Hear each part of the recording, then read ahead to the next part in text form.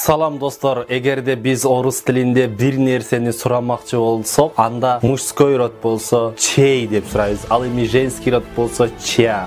Ал эми средний роддо чьё, көптүгүндө чьи деп сурайбыз. Мисал үчүн чей телефон деп сурайбыз. Андан кийин чья машина, кимдин машинеси, чьё пальто, кимдин пальтосу, чьи деньги деп сурайбыз, кимдин акчалары. Кабинет турган болсо кимдин кабинети деп сураш үчүн чей кабинет дейбиз. Анткени этегинде а, я, о, е, ё тамгасы жок, демек бул мужской род. Чей кабинет деп сурайбыз. Ал эми чья комната, кимдин бөлмөсү, себеби этеги а тамга менен аякталат. Чья комната, чьё желание, кимдин каалоосу деп айтабыз. Анткени этеги е тамгасы менен аякталат. Ал эми көптүгүндө чьи дети дейбиз, кимдин балдары. Чей магазин, чья газета, чьё ведро, чьи друзья. Достор, мисал үчүн биз көбүнчө кыргызча ойлонобуз. Бул кимдин шаары демекчи болсок, анда биз город деген сөздү алып алабыз. Демек этеги а эмес, о,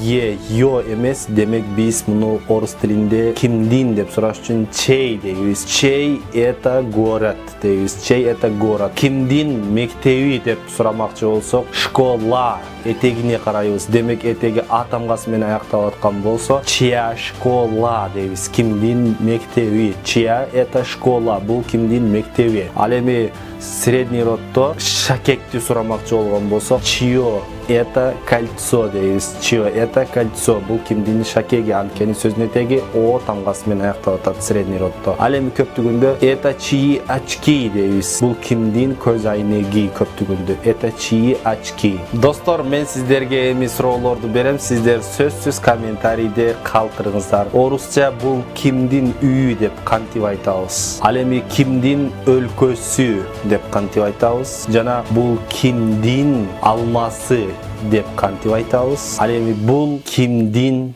кийимдери деп кантип айтабыз? Сөзсүз комментарийге калтыра кеттиңиздер.